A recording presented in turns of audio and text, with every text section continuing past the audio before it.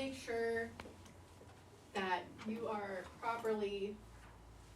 you're demonstrating that you're knowing how you're going to do this burn, why you're doing this burn, and making sure you have all your resources ready in case something goes wrong. This can help a lot with liability. It's your right as a landowner on residential land to be able to burn your property. You just have to follow some of the guidelines, like when it's permit season, when it's open burning season, and making sure it's an actual burn day based on what air quality says. And we'll go into that more. So required permitting season is usually late April or May, up till June. Then we have wildfire season, and we're usually, as residents, not allowed to do burns. There have been some rules changing over the years now that burn bosses can do burns in the summer, but we won't be teaching that. And then another permit season is usually August through November. This is just a picture on the side here that they show in the permitting process on CAL FIRE's website. It mentions that it takes about 10 days for them to process a permit. So when you finish your permit, make sure you're doing it well ahead of time of where you want to do your burn. Because if it's like the day of or the day before and you think it's a good burn day, you might not be able to get it approved, and it won't be an approved burn. So often there is a burn plan that was kind of created by the California Prescribed Burn Association. Really, for a burn plan, it can be very simple. It can be 1 to 2 pages where you're saying, my burn unit's here, I have water, I have people, and then here's my hand-drawn map that just shows where the road is and maybe the areas that emergency responders could park in case they need to. Kind of just ideal for what they would want to know. But part of that beginning part of a burn plan is figuring out why you want to do a burn. They break it down in that template as your goals and your objectives. Goals will be similar to, like, I just want to make my defensible space safer, or I just want a clearer area, or maybe I want more native plants to grow there. Actually, the plant growing is an objective because you can actually keep track of that. When it comes to objectives, those are something that you can measure over time.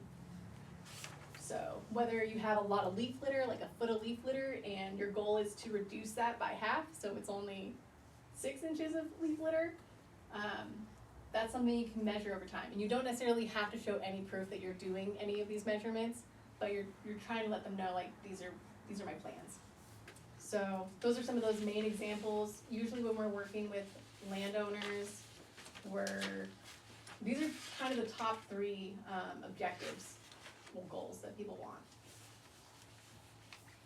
And especially around their house, kind of this bottom photo, it's more what you want to avoid.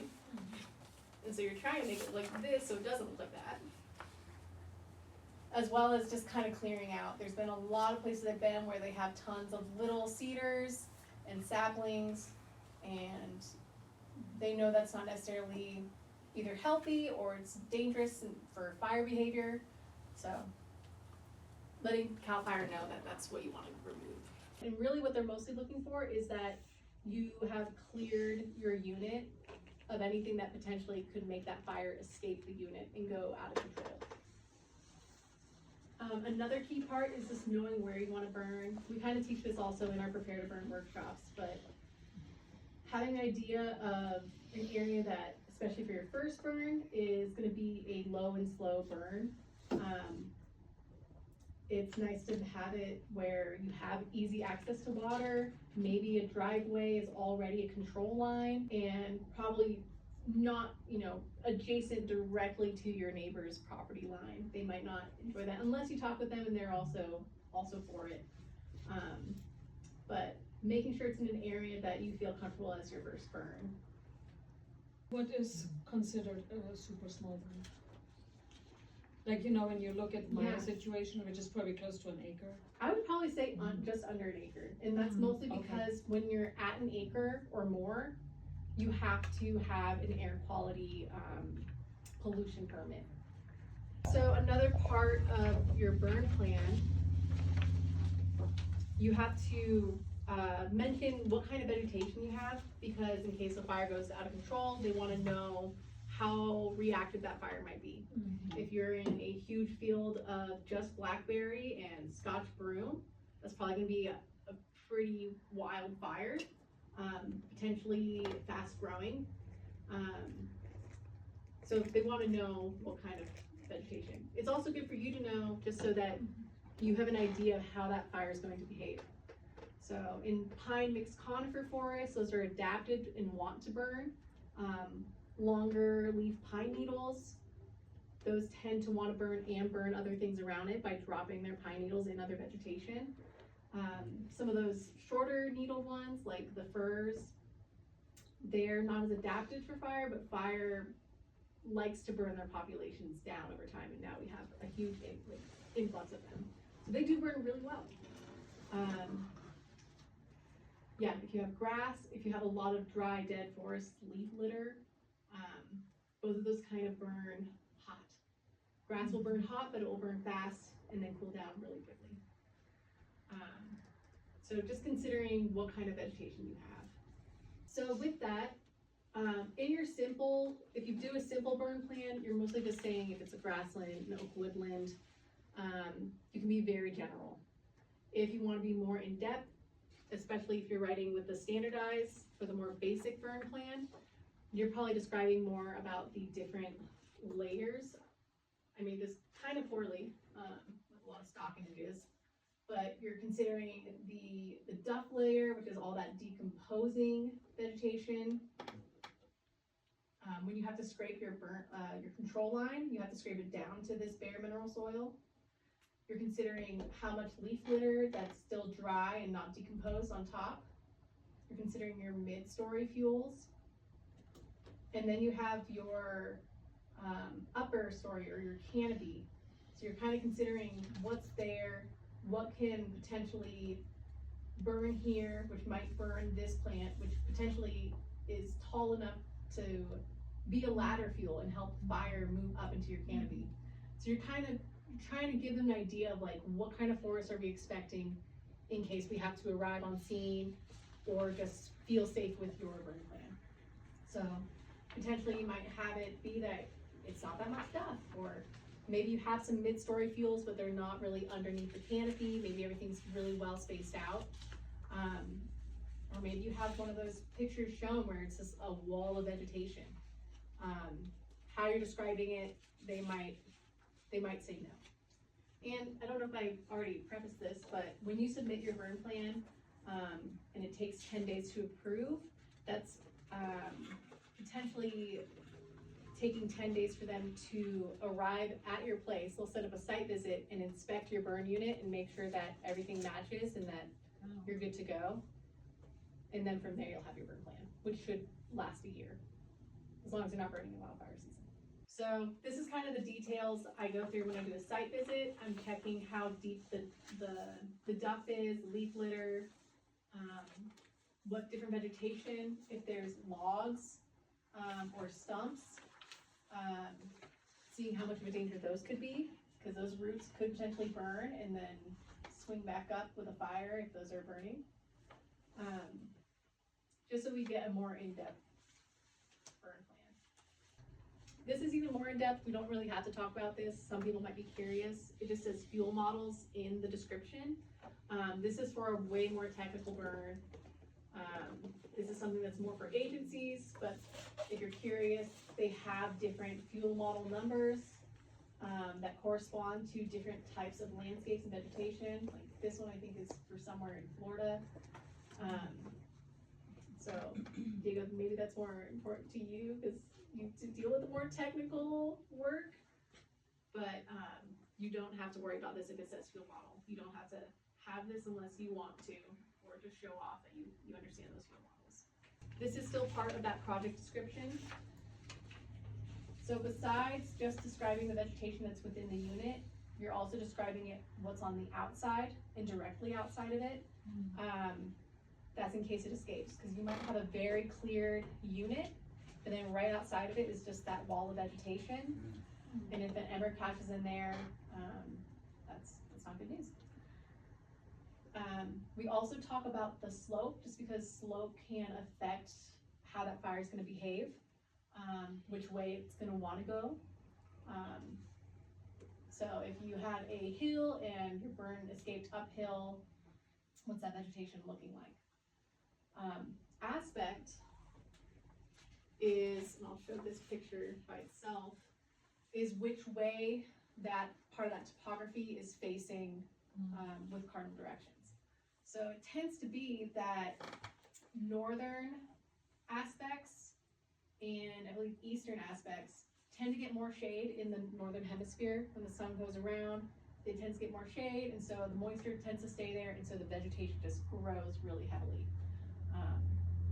So I'm making an assumption just based on what I know. Maybe this is somewhere in the southern hemisphere, and it wouldn't be this area, but that's usually what we have for this location. Our south aspect and our west aspects tend to be the hotter, drier aspects, and potentially you'll have more drastic fire effects, especially as like the day starts to turn more into the afternoon. So just something to consider. Maybe if you're on the top of the hill and you want to burn one side over the other first, it might be good to consider the seasonality and the aspect for how hot that fire is going to burn. So how you want it to burn, it kind of goes right into it. So ideally you're wanting a low and slow burn, something that you can control, something that you can control the amount of people that you'll have there. I usually recommend for residential burns that we want a 1 to 2 foot height flame, which usually means having vegetation that is under a foot. There's a lot of preparation you can do beforehand. Just in case it's not clear, this versus here, this is not as manageable. Unless you have like a fire engine and a whole crew and maybe someone who has a saw who can knock it down. But otherwise I recommend sticking to these burns. Oh, sorry, pre-burn considerations, and all the preparation you need to do is site prep. So that's removing vegetation, burning it, and creating your control lines. Those are just kind of what you're describing in that section. You're letting them know, like, here's everything I'm doing to make sure this unit is good for a burn. Maybe you're also mentioning you're gonna be wrapping hose around it. And I'll go over these more in detail, but your site prep, how you're going to burn your unit, how you're gonna take care of that unit after the burn, any monitoring and watching it during the burn. And I kind of mix these up. This is also the monitoring.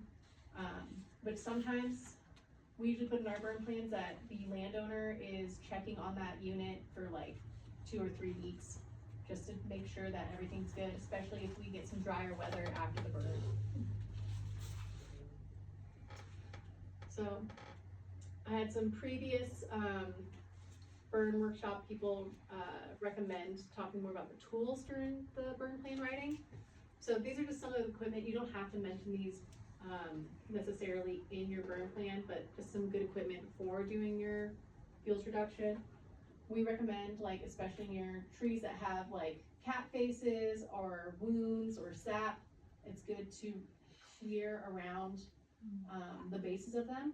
If you have large trees that you don't want to get injured during the burn, it's also good to just rake around those.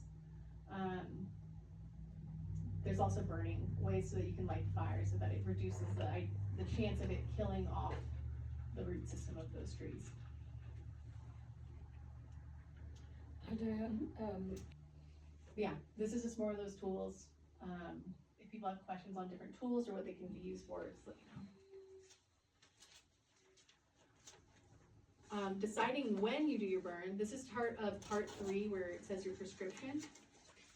So this specifically is more the intuitive part of it, knowing when you want to do your burn. I'll picture potato chips, because like if you're stepping out there, you're stepping on your leaves, it sounds kind of like potato chips if it's really nice and dry out. there's some fun tests where you get like a twig or a pine needle, try to tie it in a loop, and if it stays like that, it's probably not gonna burn super well.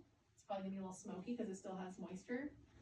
But if it snaps or it cracks or you can't even tie a loop, it's probably gonna be a lot hotter.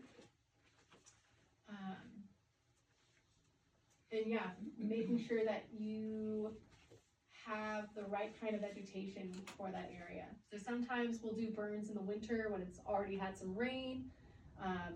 We know we have a lot of leaf litter that's drying out, and maybe we have a lot more vegetation like this, but because we're burning in a cooler month, it's gonna be safer, it's not gonna go out of control. But if I tried burning this in the late season, like late spring or beginning of fall, this might be a hotter burn that I think will be a little too intense. So seasonality is really important. So going over this, I believe I have one of the handouts I gave you guys. It kind of goes over how to figure out what your prescription is. And this is kind of saying what kind of weather you comfortably burn in. I think this is in the just past the second tab. Especially for the setting a range of weather and fuel moisture equals prescription. So you're getting a gauge of how cold would you be willing to burn in, how wet would you be willing to burn in. Your maximums are probably a little bit more important there too. In this example, I've done burns where our maximum temperature we're saying we're comfortable with burning is 80. With a humidity that's on the drier side, like 25%. So if this is something that, I don't know, this is where I've had a lot of people get confused and trying to figure out like, well, what's my good area for burning? I think this helps break it down a bit. We just don't want it to be too wet. We don't want it to be too windy. We don't want it to be zero wind because that can tend to be bringing a lot of that smoke down. We don't want to create a lot of smoke for our neighbors. You probably don't have to worry about the fine dead fuel moisture. That's more of an agency related concern. Same with probability of ignition. If you want to nerd out over that though, I really like this app called Wildland Toolkit, where you can put in the temperature and the relative humidity. I think you put in your elevation and what aspect you're on, and it will tell you what your probability of ignition is. Probability of ignition, like if it said 30% probability, that means like if you threw 100 lit matches on the ground, 30 of those are going to catch something on fire. So kind of think of it like that. Wind direction, we usually put any acceptable, just because we don't want to necessarily limit ourselves to one direction. But if you're on a slope and it would be really bad if you get a wind that pushes your fire downhill. You might want to make it so that you don't do a burn on that kind of wind direction, and so you would exclude that from the wind direction you'd be okay with.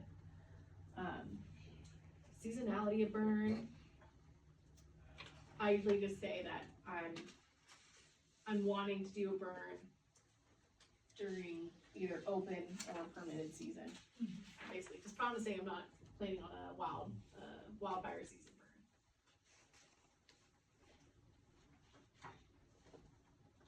burn. Yeah, making sure when you do decide to do your burn, you're checking your local weather, whether you have an at-home weather heater, whether you use an app that has a close enough weather station nearby. It's good to look at it well in advance too, so you can kind of plan out your burn. I like looking also, I guess this isn't the tabular burns, but just seeing what you're expecting throughout the day. Potentially you might get really high winds expected at like 1 or 2 p.m.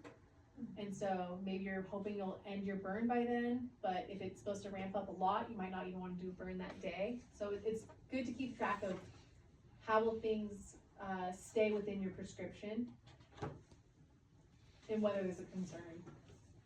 I think just last weekend I helped with a prescribed burn. It wasn't a workshop, but it was right before there's supposed to be heavier winds and rain. So we wanted to try to get that burn in earlier in the day. Air quality recommends only starting your burns at around 9 or 10 a.m. just because if it's too early in the day, it's gonna smoke everyone out. So just showing in this county, we have the Northern Sierra Air Quality Management District. That's their website that you can check their burn day status and also the phone number. They usually just update like the day of and the day before, and they try to update it by 3 p.m. They're not always so accurate with their timing. So this is kind of the section that we're starting on. How are you going to burn? That's not this section. When you have a smoke management plan, that's more for 10 acres or more. That's a requirement from air quality, at least in this county. I'm kind of assuming you guys are doing under 10. I didn't really describe more for having a smoke management plan here. And that is at a time. So that's a little different than the 1 acre burns. You could burn like 9 acres one day, and then maybe the next day, I think you could burn 9 again. I think that's one little loophole. If you do have a larger burn, you can let it be announced on either the prescribed fire information reporting system. An easier way to get on that system is to use the Watch Duty app. If you guys have that, you can go on there. There's an app called Watch Duty, where you can check where there's wildfires and prescribed fires. You can email them. You might not even need their app. You can email them and just let them know, hey, I'm doing a burn on this day. It's this many acres. And they'll actually put it on the app as a prescribed burn. Just to not freak people out as much. Ignition plans, this is kind of the beginning of that section. Usually it's good to be kind of more general. You don't want to be so exact that if you did something different in your fire escape, that now your burn plan is working against you. So we kind of have this generic, well, we kind of have a more general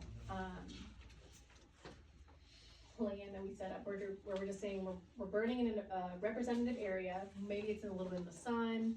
Maybe it has most of the vegetation that we know is going to be in the unit. So we're just kind of letting them know, like, we're planning on burning at this general area of the unit. We're planning to burn in the uphill part.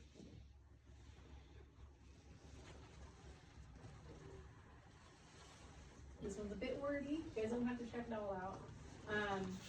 Firing plan, I kind of wrote a more simplified version here, but also in your simple plan, this is also a good example. But we're just letting them know what kind of equipment we're using, what our strategies are going to be. A lot of times for the homeowners, they're just having lighters and rakes, and they're burning in an area that's either the uphill of the burn unit so that it can slowly back down the hill, or you're trying to go against wind so that wind's not pushing your fire in any which direction, and so the fire will slowly creep against it. This middle section, this is again more for larger, more industrial style burns. You can put that in if you want, but again, this might be something that limits you. Chains per hours is how they kind of measure how fast a fire might be moving, which a chain is like a forestry term for like 66 feet. I think that has to do with like the timber logging days, but I wouldn't worry about that too much unless you're doing an agency burn. Resources will be the people you have there, the water you have there, what kind of equipment you'll have, everything you'll need to try to control I think I know I put, in near the last tab, kind of an estimation on how many people you might want for your burn. It's just mostly based on your perimeter. So if you had, a 1/10 of an acre burn, we know that's about 260 feet.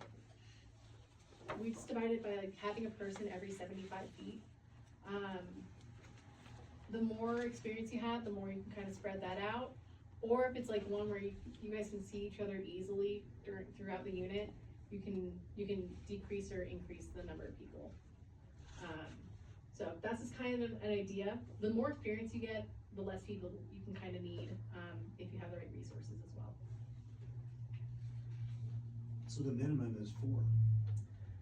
Well, for like a 1/10 of an acre, I've had burns, where we've had a lot of water around, and I was one of the more experienced people, so was one other person. I think we only had 3 of us total. Mhm.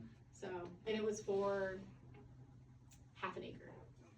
So this is just kind of a guideline more for people who are not used to burning. How you're doing your firing, there's drip torches. They're not as accessible. They're nice if you want to do a fire really quickly. But if you also don't like how much fuel they put on the ground, that's also something to consider. Someone the other day just told me that nature's drip torch is a pine cone. Yes, So, totally true. yeah. And dried orange peel. It And goes dried up like, orange peel? I stick them into the cone, that's my Jeez. fire starter. It's like, Sounds fragrant. it's Sounds crazy. good. Well, that's an option. So that's one thing you could do is if you don't want to have I love something super expensive, just light the ground a bit, put some pine cones in there, have a pitchfork, and you're ready. So Yeah, no shortage of those. yeah, especially in this county. You might describe in it, again, this is more for the basics, the basic burn plan versus the simple. But you might describe what kind of lighting you're planning on doing. These are just kind of some terms where a strip of fire, you do a dot of fire. I don't recommend using the word spot versus dot, because a spot fire in wildland fire means a fire that escaped really far away, so don't recommend using that word. And then a ring of fire is usually used to protect vegetation. When you put fire really close to a base of something in a circle, the only other place it can really burn thoroughly is away. So without kind of preheating the tree. So those are just some techniques. Yeah, your go-tos will probably be lighters and matches. I didn't put it in giant red letters this time, but don't just use straight gas. Mm.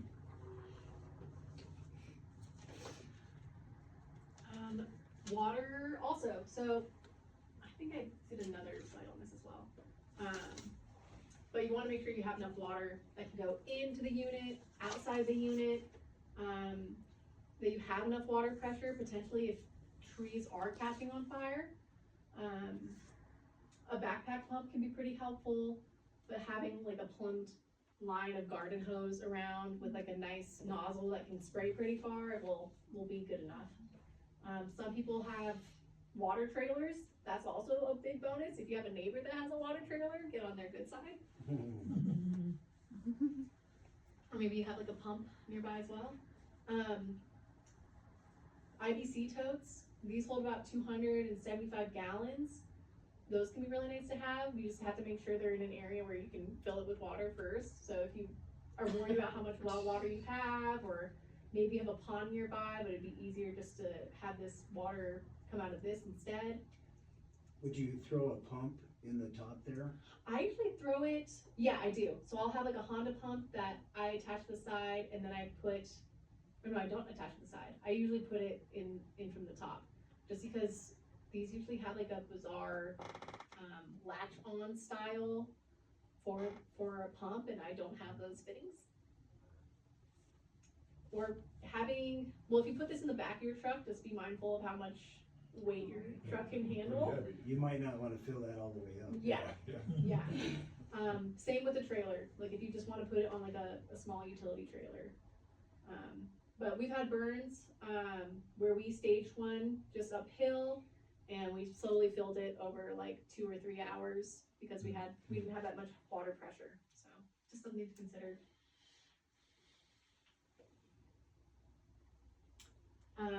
Oh, I was gonna say too, if it's more of like the rainier, wetter season, and as you get better at doing your burns, you can kind of think about how wet everything is around it. So potentially you might not need as much water, but it's always good to just have some nearby. I didn't talk about this one. So this is the post-burn activities. This is kind of saying like after you've lit everything, you're not putting any more fire down, what your plan is. So we're mostly just saying we're going around the unit, we're putting water and stirring up the dirt where there's any smoke, and we're checking that area. So usually we recommend for like checking maybe every hour after you've done your burn, after getting all the smokes out in theory, and then coming back out, continually putting water on those, and then continue checking it.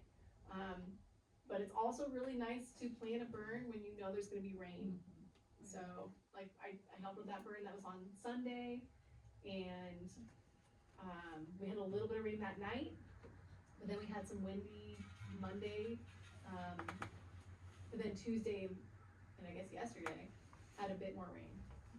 So something to keep in mind for how you keep track of that. You don't probably wanna like write in there that you're relying on the weather to help you with the post-burn activities, but just something that you can do without writing it down. I would just recommend making sure you're saying you're gonna keep an eye on it.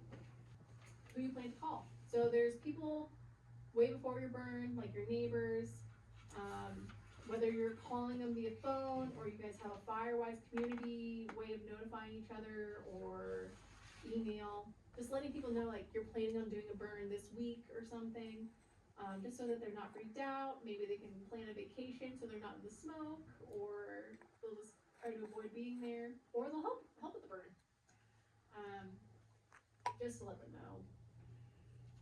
It's nice to let them know the day of if you can, but a lot of times they're burning pretty early in the morning and on a weekend, so just keep that in mind. Air quality, you're letting them know. You're also just checking with them to see if it's a burn day. I usually just check this number just to see if it is burn day. I usually, instead of directly talking with them, I talk to the Grass Valley Emergency Command Center. And I've saved these as contacts in my phone. This makes it easier. But I'll wait. I won't press any of the different options they give. And then someone will pick up the line. And I'm just letting them know, hey, I'm doing a burn. It's at this address. It's this many acres. And here's my phone number. And then they request that you call them after you're done with your burn, which could be just when you're done lighting or when you're starting your mob up phase. I think it recommends your fire agency having jurisdiction. That's whoever's your local fire district. For Nevada County, we have on our website, well, not our website, the Nevada County ca.gov site, a nice map that you can put your address in. It will show you a legend of all the different fire districts in this county. And then when you scroll down below, you have the individual fire districts' websites, and from there you have their phone numbers. A little bit of a chase, but it's still good to have their numbers. For some burns, usually when they're larger burns, I'll call them too and just say, hey, we're in your neighborhood, we're planning on doing a burn. Just so you know, similar to the command center. Yeah, day of burn, command center, and air quality are the ones I'm checking in with. This is kind of that next step. This can be a little daunting when you see this in the template, but you don't make the declaration that it's a wildfire. Usually it's the command center that tells you if it's gonna be a wildfire. So this is probably after, if you have a burn that escapes and you've maybe worked on it for 30 minutes and you're not making progress on stopping it, you're gonna call 911. You don't have to call these very specific numbers. Yeah, just calling 911 and letting them know. They'll already have you down as like where your address is, but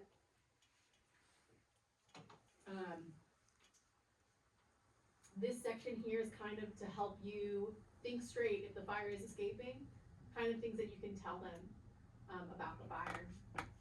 So rate of spread would be whether it's like it's a slow fire, it's what is it, medium, high rate of spread, moderate rate of spread, or low. What kind of fuel type, so they can kind of expect what it's going into. If there's anything nearby, like there's a propane tank that's 50 feet up the hill, probably a little further. Anything that's to help them kind of prepare for the situation, and so that they can figure out how many resources to send. Yeah, and what they always told us in fire, like, if you were asking for resources, just ask for the world, just ask for it all, rather than being like, well, we might just need one engine and maybe one patrol guy, just in case. Like, it's better to just have everyone show up and be like, this is Send the manageable. bombers. Yeah. Activities. So, in theory, you've kind of finished your burn plan, but there's some additional papers that are required. Contingency plan, that's kind of the what if scenario. So if someone gets injured enough that they need to go to the hospital or some sort of medical attention, it could be that someone just got stung by a bee and they're allergic to bees, and we need to stop all firing operations and just take care of this. Maybe it's producing way more smoke than you thought. Maybe the weather's changed and now it's kind of always mix them up, a low pressure system? Mix up the lows and the highs. But anyway, a system where you're getting smoked out. Maybe your fire's starting to look like this and that's kind of not what you were going for.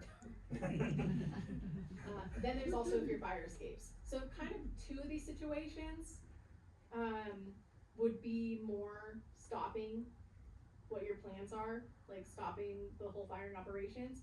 These two is kind of like, those are trigger points, helping you determine like, okay, what can I do to change this? And if it doesn't, then I'll stop. Medical plan, it's not required. It's nice to have. But again, if this is a small burn, you guys just be like, we have a first aid kit on scene. Communication plan. Again, these are also just for you to think about it. So like if you have a burn you wanted to do and like it goes over a hillside at some point, there's areas where you won't be able to see or hear each other, especially if you have a roaring fire. Might be good to have radios. Even like the super cheap kind that can just do one channel.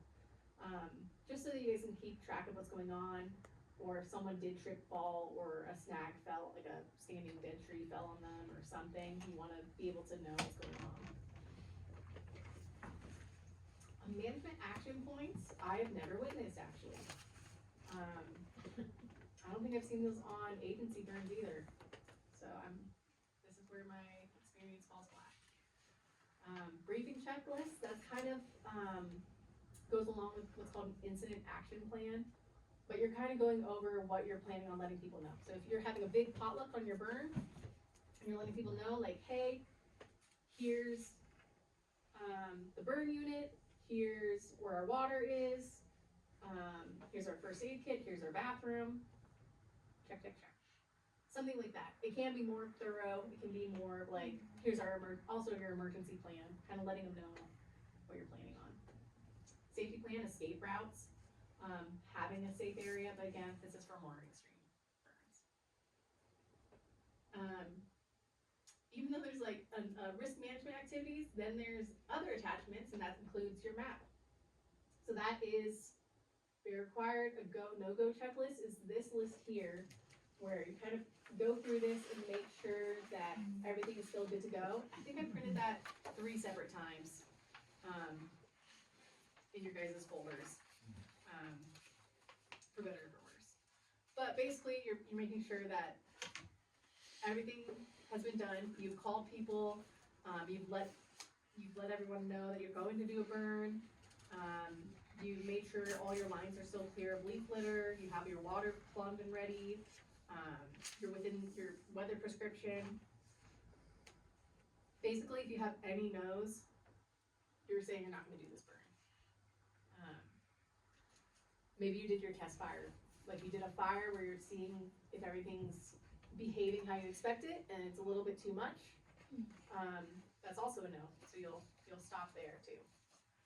Now, having the smoke management plan, that doesn't apply to these small burns. No, Right. no, That's it 10 doesn't. acres or more? Yeah, Yeah. yeah. So that one I missed, but yeah, you don't have to worry about that one.